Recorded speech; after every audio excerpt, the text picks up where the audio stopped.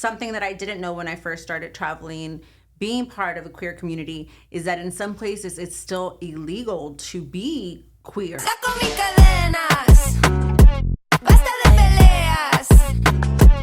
Aire no me queda, no me tiene penas.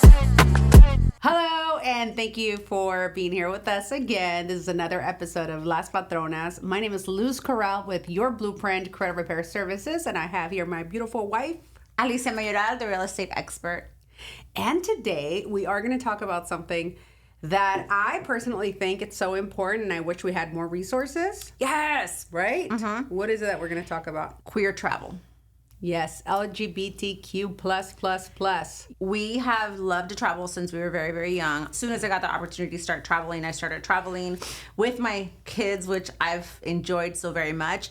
And just like when you travel with kids, when you travel being part of our community, you have to be safe and you have to know where to go and basically what surroundings you're putting yourself in. Because something that I didn't know when I first started traveling, being part of a queer community, is that in some places it's still illegal to be queer. It's still illegal to show affection in public, whether it be kissing, holding hands. Gay clubs or gay parties are illegal. So you just have to be very aware of your surroundings. And some places it's not illegal. It's just not seen as something that is correct. And there's still people out there that don't agree with who you are, and it can be dangerous. I mean, obviously you've traveled way more than I have, and you've done it with the kids, without the kids. You've been on multiple cruises. I have never been on a cruise. Not that I'm looking forward for it either. I don't know. There's something about it that scares me. But tell us more about your trips. At what point did you figure it out? Oh my God, this is not LGBTQ friendly.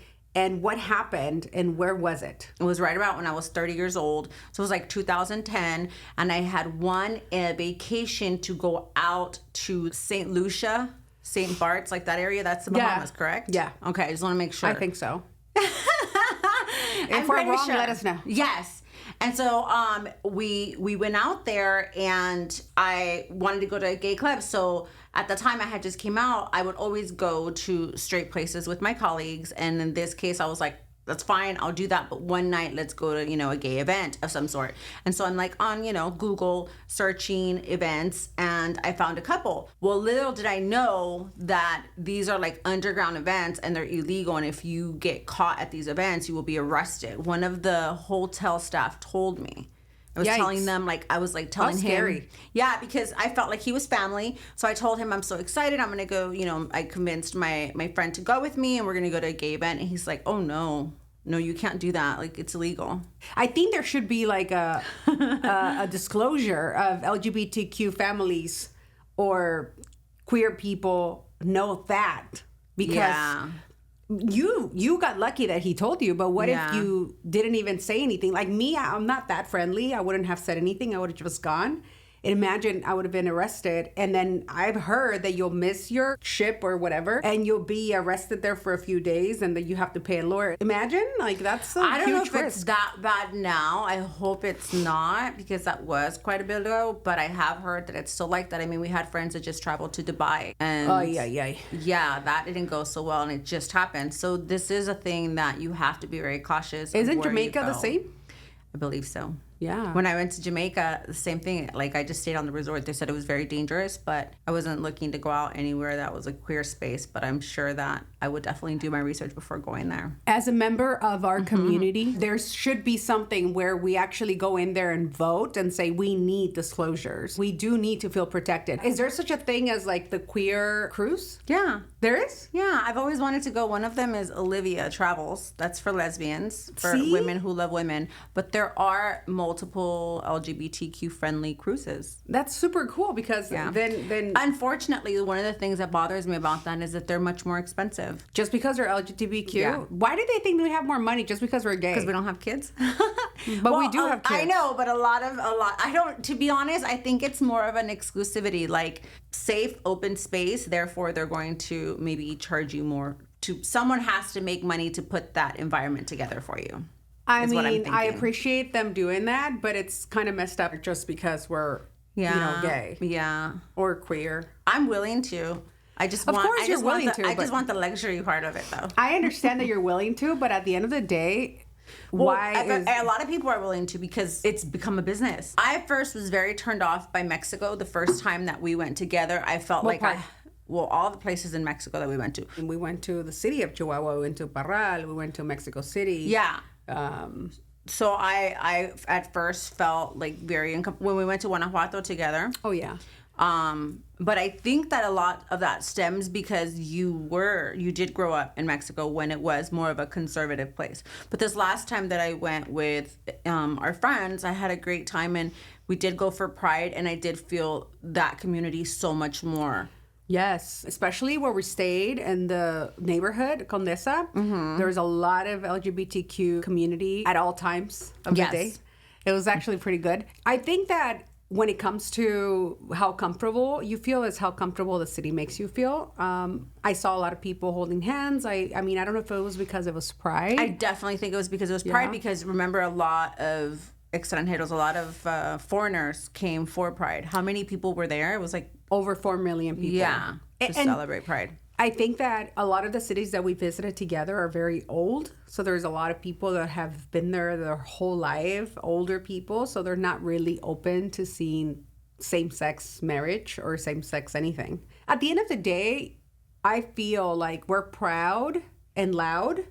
However, we have to be very careful because there has been a lot of people that actually almost, I haven't heard of anyone that had gone killed, but beaten up just because they're holding hands or because they're showing that obviously they are in a relationship.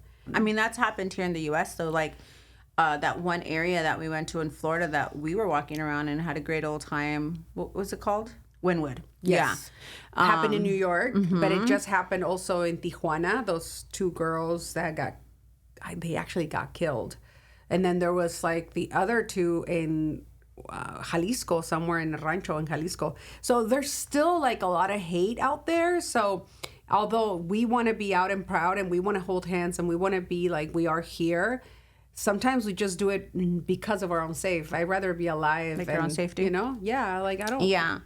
You know? Yeah, no, I get it. But what do you think? I mean, this time around, we're going with the kiddos, which is super awesome. Which we've done before. The last time we went to Puerto Vallarta, and then we also were in Guadalajara.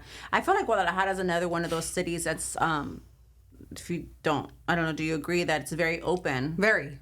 And I love that about Guadalajara. Yeah, and very safe. Yes. So again, I think a lot of it has to do with where you're going, and that's here too in the U.S. Like where you're going, and just being mindful of the space that you're in. Always Google like, or ask for references. There's got to be Facebook groups out there for traveling, queer traveling. I mean, every year we do a family trip with the kiddos. And this year we're going to be going out to Cancun, and we're going to be doing Tulum. We're going to be hitting Merida, Yucatan. So I'm super excited because we're doing things that, I mean, I've never been to Merida, and I've never been to Tulum.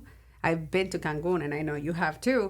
But it's so cool because the kids are already no longer kids. They're already like 17 and almost 18 years old. So they're already like mini adults, and they're going to be experiencing something completely different than what they have experienced. So what are you most excited about? Well, the life assessment. So this time around, we put together it's called a life assessment retreat where each of us, like you mentioned, so Elena's about to be 26 years old. That's my oldest daughter. Julian's 20 years old, and Sophia's 17, going on 18. She's a senior this year. So we're really going to focus on what's next in each of our lives. You and I are also doing this, and then you're also bringing your nephew Ivan.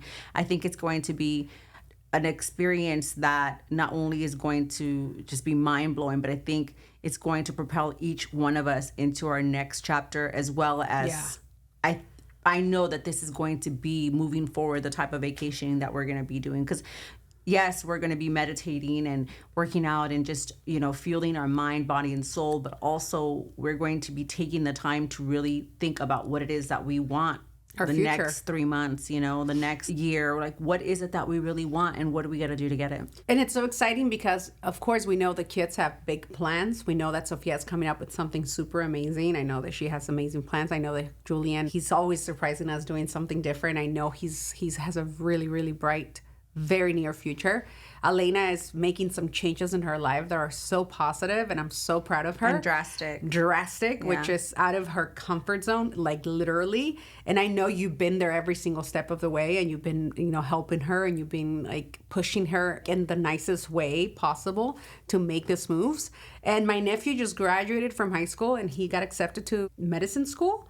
So we're super proud of him. And of course, we want this to be something life-changing for all of us, and I wish you and I had this when we were younger. I know. But going back to the LGBTQ traveling, I mean, this is going to be probably my nephew's first time traveling with a gay family. Because although we are a gay family, the kids are so used to us being together and traveling together, but this is something new for Ivan. I know that you're the one setting up this vacation because this whole thing is your idea, which I love. But, the fact that we're going to explore, we're staying at a friend's house in Playa del Carmen, it's just a different feeling than every other vacation that we've taken, right? I'm a big resort person when I do vacations. I just like the easiness of it.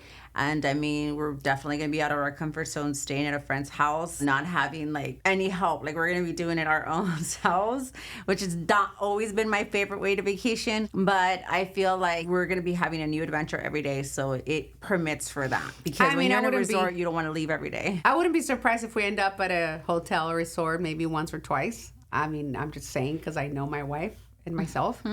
But at the end of the day, it is queer traveling. Yes. So for every single time that we go places, we come back with the pros, the cons, and what could have done better. Yeah. So I'm very excited to come back from this and be like, okay, well, this is something that we can do again, or here, definitely not, because we do have drastic plans that are going to happen the next couple of years. So it's crucial for us to know that. And for you, when it comes to this vacation, I know that you told me that you're looking forward for the assessment, right? Yes. Okay. Tell me an activity or a place that you're most excited about. Well, I'm not so excited about Tulum because everybody says that the water sucks because of the seaweed. So we'll let you know if that's the case. I think is going more to the rural area of Valladolid.